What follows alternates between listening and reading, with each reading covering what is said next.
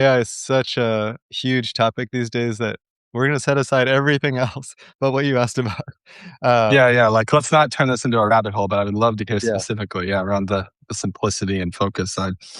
Yeah. I've noticed it too for myself. AI, like using AI, it's an accelerator for a lot of things, like accelerate for what we can do, for what we can write, what we can output. But it's also an accelerator for that part of our brain that you just pointed to. I think that's a really big insight that you just shared. Is that our brains already want to do more and more and are already saying yes to too much. And the AI, I've been using Claude. Just I don't get paid by them, so just to let you know.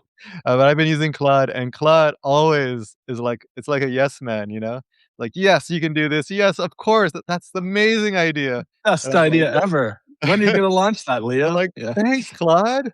Oh, I've been wanting someone to tell me this. So uh, my best cheerleader. So anyway, yeah, so it's always a yes, and then, I notice the same thing as that you're noticing in yourself and others is, like, that means I've said yes to so much, and I have, 12 projects all running in parallel and at different stages of completion. There's another part of my brain where this is very triggering for that likes everything to be complete, and so when things Mm, aren't complete, I'm just like, "I can't stop with 12 projects at once until they're all finished." Um, and so I have to work with both of those parts of my brains, the one that wants everything complete and the one that wants to say yes to all the projects at once. And so this is where, again, self-trust really helps because I found it I actually noticed it happening like you're noticing. And, I was like, "Oh, there's no way I can actually do all of this stuff. I like you said, I have no focus right now." And so that's where I catch myself. And it's not just with AI, it's everywhere, but I did notice that here is I had to be like, "Huh, maybe I need to step back and, also not completely believe everything Claude tells me." Um, so I'm, like, in the Claude hallucination, and I'm like, "I need to wake up, wake up." Um, but so, yeah, I was like, "Huh, what do I actually wanna focus on here?" And, maybe some of these are projects that I can put off. And so I made a little bit of a plan. Is like, "Yes, some of these I'm gonna defer till later this year, maybe next year. Some of them I'm gonna defer for a couple of months, and some I'm really gonna 1 or 2 I'm gonna really focus on." And so that is hard because we have to let go. That's why simplicity is hard, is because it is a thing that requires a little bit of discipline and of finding the focus that you want, and then the letting go of the things that our brains are like, "No, I don't wanna let go of this. I want it all." If I tell people, simplify your day down to like 3 to 5 important things and then maybe some other less important things, and they're like, "But it's all important." I have 20 important things to do today. I'm like, "Okay." We don't wanna let go of any of that. So choosing requires that, right? And that's hard. So I think Claude only exacerbates that, the already, or Claude or ChatGPT or whatever you're using, they just accelerate the pre-existing kind of tendencies of the brain.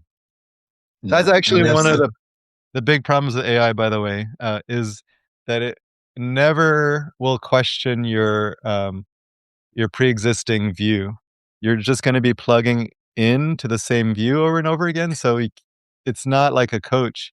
People will use it as a replacement for a coach because it's like, "Oh, okay, it'll give me all the answers," but it doesn't actually ever question anything, unless you ask it mm, to, but you had to already know to ask it to question it. yeah. Uh, yeah. If that awareness is not there, then you just keep following that down the path. Yeah, yeah, and it's really really hard because again, like and it's this one of the things I often say to people is this very simple phrase, which is like not right now doesn't mean not ever. Because we've such this fear of missing out, and we see everybody doing all these cool things, and it's like we feel like we're in this like new gold rush period or something, and we need to keep up. And yeah, Caroline and I we have this like playful thing that, and we sometimes we do it with clients, but mostly with ourselves, which is just like not on the list. We'll just be like, not on the list, Carol, or she'll be like, not on the list. And I'm like, oh no, you're right. It's just not on the list. And it's like, That's very good. we have to just get back to where we were. So yeah, yeah, thanks. That was very helpful to hear your perspective. But Yeah, I know. And thank you for like kind of indulging us. We kind of went off our normal topics a little bit, but I felt like there's some Yeah, just really interesting that's things fun. there. But kind of coming back to the next one, which Oh, I just a feel, second. oh, God. Just because Rebecca has a question, any advice for keeping track of not right now ideas? I'll put that on you two because you guys have. It seems like you're working together on that. Yeah. So like for me, it's first of all, it's just allowing me to get it out of my head. That's the most important thing. So if I leave it in my head, it can drive me crazy. So kind of in a similar path to what you were talking about, Leo, when you just kind of like get everything out, especially if I'm feeling overwhelmed. But even if I'm just like walking on the beach or something and something hits me and I know it's not for this moment, I just like make sure I capture it, you know? And so I use, I've tried everything like under the sun. I've come back to what I found to be the most simplest thing right now, which is Things 3, which is kind of a very simple task manager, has been around forever. And so I just dump that stuff out and then I have a list that's just basically like over the horizon. And so I basically put it on the list, and then I essentially will kind of date out into the future when I want to revisit it again. And I try to like go as long as I can let myself go without it being uncomfortable. So I'll be like, hey, like this idea is really cool, but I'm not going to think about it again for 6 weeks. And then on a Friday, because Friday is when I do my weekly reviews, anything that was dated for that Friday will pop back up. And then I'm like, okay, it's been 6 weeks. Actually, usually I don't know how long it's been because I don't like track that. It's just I had pre-thought it. So then I just look at it again. I'm like, hey, is this still relevant? A lot of times I delete it because I'm like, you know what? That was just a fleeting idea. And life has shown me that that wasn't even necessary. Or if it's still relevant, I'm like, hey, let's pull this into our next week or quarter or whatever it is. Or sometimes I just keep punting it out into the future. And that way I just know that my brain has a space for it and I'm not losing something that maybe it has fear of missing out on or losing a good idea. And that's really it. I mean, I could go way deeper, but just for simplicity, that's the practice, Rebecca. So hopefully that helps. Yeah. I'll share one thing I've been doing lately on this before we go to whatever. Yeah, next Mhm. topic. Yeah. Um, lately, I one thing that's really been working for me, and it's just more of a recent thing that I brought back. But I have this block in the morning. It's like my earliest block, and I've been calling it like my anchor block. So 2 hours, first thing in the morning before I touch email or anything else. I meditate and I do this. And then in that block, I already have determined what I'm going to do for this week. And so it's either one project or two. Like maybe one project's going to only take 2 days and I'll be done. And then I can use the rest of the 3 days for the other project. But it's already determined. And so the not right now really helps with that this helps with that because I already know the biggest project that I'm going to be working on in that. Hmm. And the rest of the day, I can do smaller stuff or create content or calls. But the big stuff I have to fit into that. And that means that some projects just aren't going to be happen for like weeks or months. Hmm. So anyway, I just Hmm. wanted to share that. Yeah, I agree. And we've taught something. We have something called our sacred planning rituals, but there's a million ways you can learn this. But that's where I agree with you, where having kind of some sort of a daily, weekly, quarterly process and creating those containers so you know you can anchor to where you are kind of in space and time. And then that helps as well. So yeah, I think that's kind of what you're speaking to there.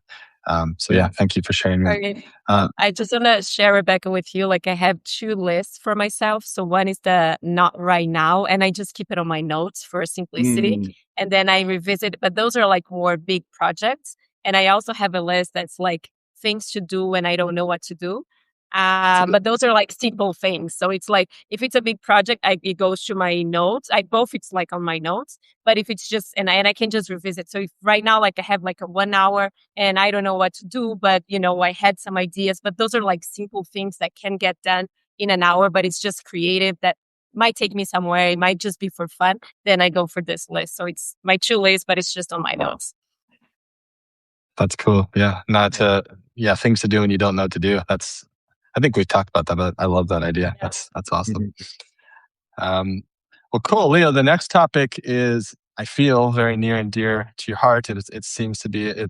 Well, at least when we were doing work together, and I feel it's still a big part of it. Is this idea around fear and uncertainty and resistance? And so, one of the things that I feel we share with you and that we try to convey to our audience is that it's very normal. It's like 100% perfectly normal to have fear and resistance to doing things. And especially when it's like something close to your heart, like when you know it's something that's meaningful to you. I feel those are the times when those things kind of rear their head even more. And so, yeah, I'd love to ask you, and just to make it even more practical, like what is an area that you're willing to share where that some form of fear or resistance shows up for you? And these days, like what do you do to work with that to keep going forward? Maybe it's related, you kind of shared a flavor of that earlier that was more specific to that. But if anything else comes up around this, I think it would be really great to hear from you. Yes, 1,000% I agree. Fear and uncertainty are normal and expected. And I think it's for this particular group watching, I imagine that you all are open to like something that you're inspired by, a possibility, right? So it's like this thing that you could see that doesn't exist yet. Like, I want to build this business or create this content or write a book. And so you like see what could be. And I think probably more than most of the population, you're more present to that. Like, I really want to create something that it doesn't exist. I want to make this app. I want to like make a new life for myself. And so whenever we have that, we will also have an equal amount of uncertainty and fear, because it's like this thing that I really want to create, but there's also a lot of uncertainty. I don't know if I can create. I don't know how. I might fail, and so immediately you'll get the kind of opposite reaction of like, oh, maybe I should like, uh, take my time and I'll do it next year, right? Or maybe I need to you know, read 1,000 books first, and then I'll start, right? Or whatever it would be. It's like this delay the action that might be really scary. Even though you might still want the thing, you put the brakes on.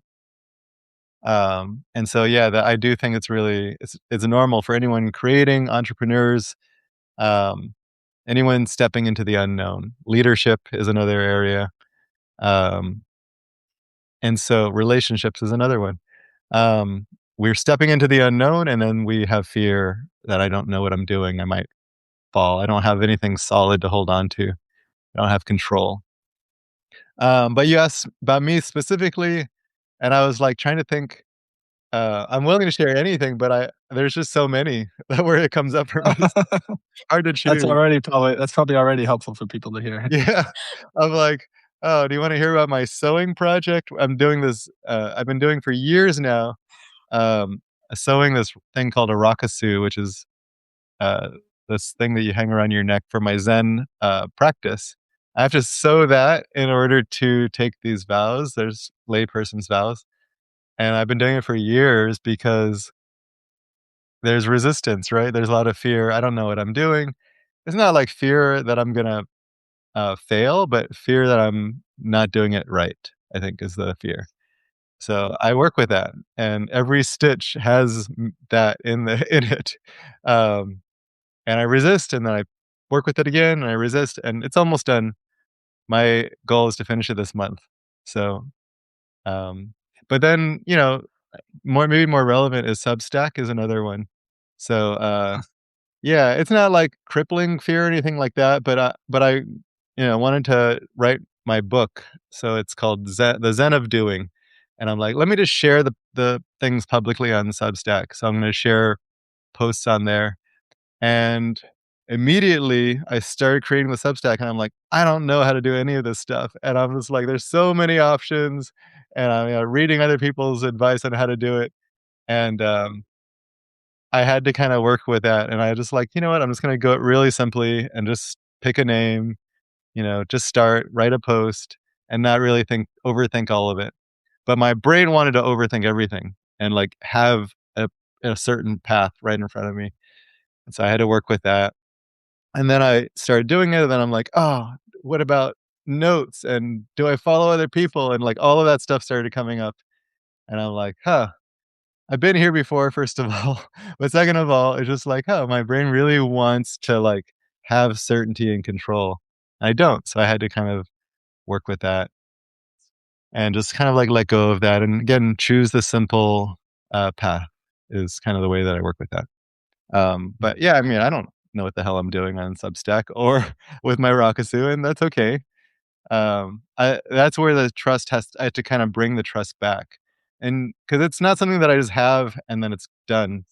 I'll lose the trust sometimes because I'm like, ooh, but I don't know what I'm doing, and these guys know what they're doing better, and maybe I should do what they're doing. So the trust is kind of bringing back to that trust of like, it's okay that I don't know what I'm doing. I can make a mess of it. I can do it imperfectly. I just want to like take one step at a time. Mm. Did that The answer the way you question? said it does, and just the way you said it, like it felt so natural for you. Like, would you say that your ability to separate from, like, for example, you said like, oh, my brain is here looking for certainty, or my brain is here, but we can sense that there is like you observing your brain. Do you think, and it's not you? Like, do you think that that's what, like, is it helpful for you to name as your brain so you can keep following? Um, Yeah. I didn't think about actually naming how I refer to it as my brain, but I that comes from me just observing how my mind works, how my brain works. And so I'm like, oh, my brain. So if I'm sitting in meditation and my brain's like trying to plan the day, I'm not like, doing meditation the way that I want to. And I'm like, huh, my brain is feeling very like anxious or lack of control and needs to try and figure everything out. And so I just noticed my tendencies.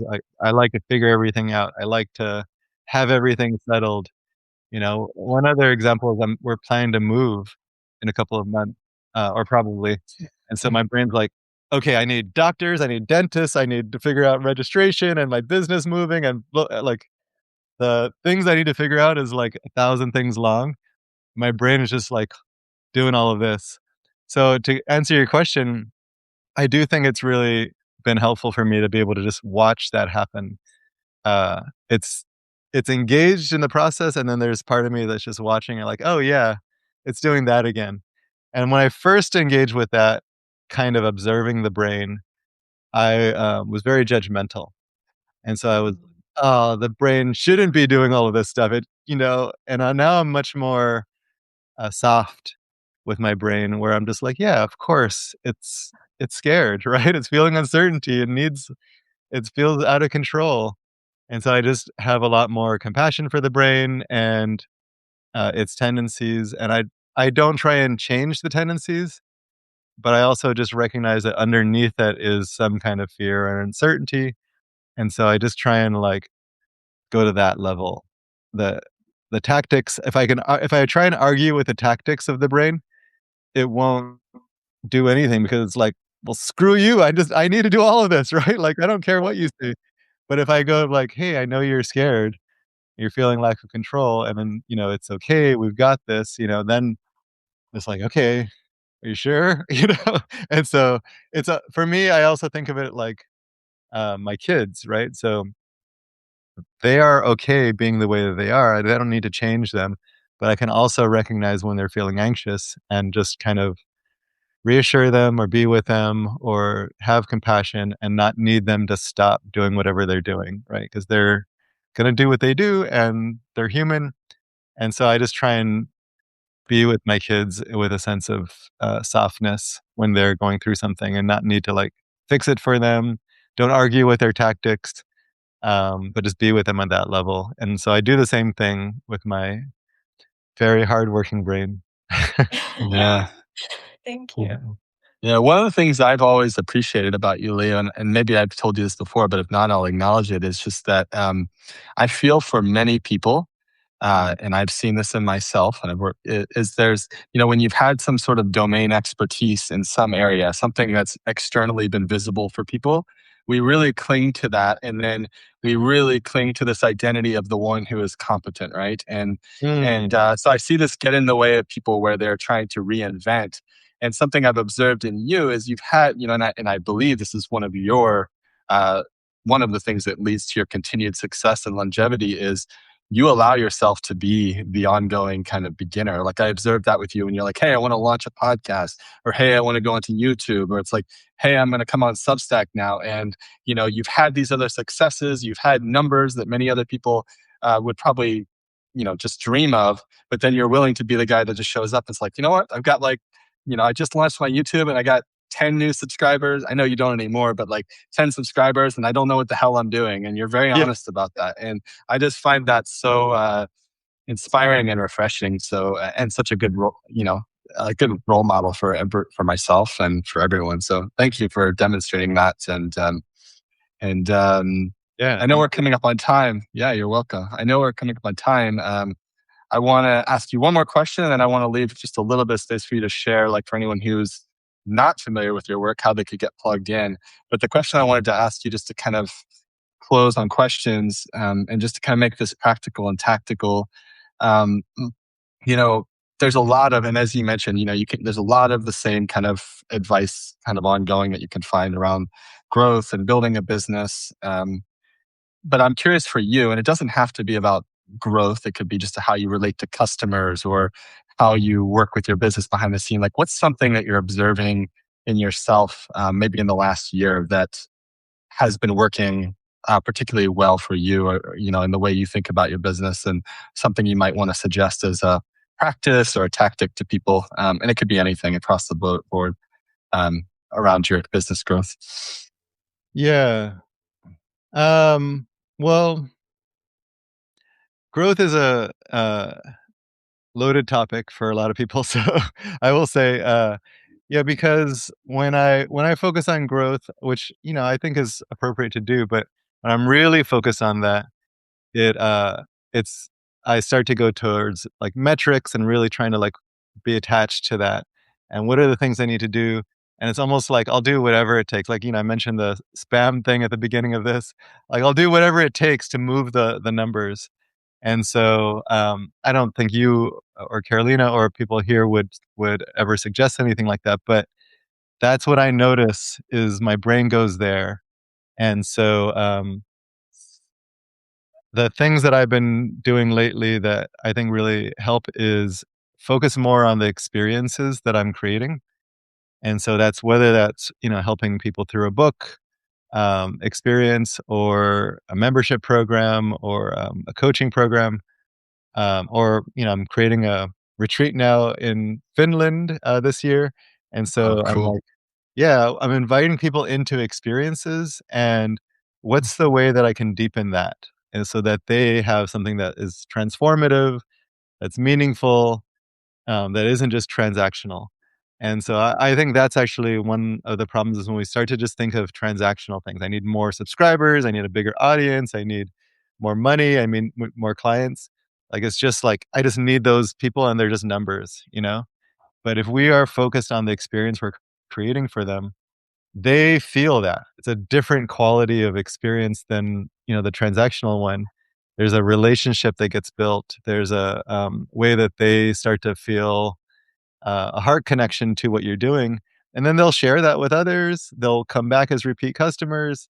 All of that stuff starts to flow from that. But for me, I I do not like to focus on those numbers too much. And you think that this about me, Phil? 'Cause Yeah. we work together closely. For those of you who don't know, Phil was on my team for years and helped me to build some really good things. And he was in alignment with me, but I really resist focusing on numbers. I don't think they're unuseful. I think we can use them. But when I'm so focused on that I'm not focused on the experience or the relationship or any of that stuff, that's when I know that I've gotten attached. So, yeah. Cool. Cool. Thanks for sharing. And we're going to, we'll be sharing, we put together a pretty nice little recap summary of this conversation. So we'll be sharing that with you in Cool. case you find it useful to share. But, you know, and I think it's scheduled to go out Friday. This week was weird. We usually just have one, but we ended up with Yeah. two interviews this week. So I think we'll be sending that recap out on Friday. Mine's the But for better. anyone who's, I'm what's just that? kidding. I said mine's the better one of the two today. Oh.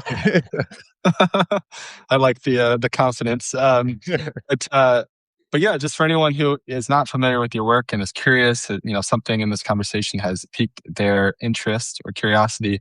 I know you're publishing here on Substack in some capacity now, but what would be kind of a recommended first step or something that you would suggest someone check out if they want to learn more about your work at Zen Habits? Yeah, I actually would love everyone to check out my Substack if they haven't yet. So zenofdoing.substack.com. And I'm publishing my book chapters on there, and my plan is to also expand to other blog posts, and I do little notes on there too. So check that out. But the main source of truth is the main website, which is zenhabits.net. You can subscribe to my email newsletter there. The other thing that I would have people consider is we're going to be opening up enrollment in the next month or so for my Fearless Mastery program, which Phil helped me to create. So I That's credit awesome. Yeah. to. But yeah, we have 3 cohorts there, which is the Fearless Mastery Business, Creators, and Productivity. And so we have different levels there. So come check it out. It's our coaching program. Um, and I think I'd really love for people to check that out. Yeah, the Finland one is probably gonna be sold out soon, so I can't really invite people to that. Cool. And I can attest, yes, I did help build the program. So there's a special place in my heart for that. But I can also attest to, just because I just was doing a workshop with Leo maybe last week. Yeah, just really good quality people in those programs. So probably if you're listening to this conversation, you would definitely feel at home in any of Leo's communities. So Thank you. yeah, I would definitely encourage you to check out his work. So yes, thank you as always. It's always good to reconnect, to do things like this, and yeah, thanks for sharing your time generously with us here today. One quick question before we end. In my screen, I look high resolution and you 2 both look blurry. Is that how we are in real life? Like, maybe your faces are just blurry. I don't know. Maybe the audience can tell us. Maybe you have like a super camera because you're just like the boss. But to me, we all look about similar quality. I think Okay. I look the worst. I think Me I look the too. worst. I The was worst thinking of the your 3 just of us. faces are just blurry in real life. If we're in the same room, I have nice with me. No, I'm just kidding. I mean, yeah, you are aging quite nicely. So it's probably all of your Zen habits that you've got in place over there. Oh, my So birthday's tomorrow. I'm turning 53. So Oh, congratulations. Nice. Happy birthday. yeah, thank yeah, you. early happy birthday. Cool, awesome. Well, yeah, thank you again, and yeah, for have a having me. beautiful rest of your day. And thank you for everyone who was here with us live. Appreciate you all being here, and Yeah, thanks everybody. yeah, we'll be Thank you, Leo. seeing It's you always again soon. nice to chat with you. Yeah, Bye. you Bye, too. everyone. Bye for now. Thank you. Bye everybody.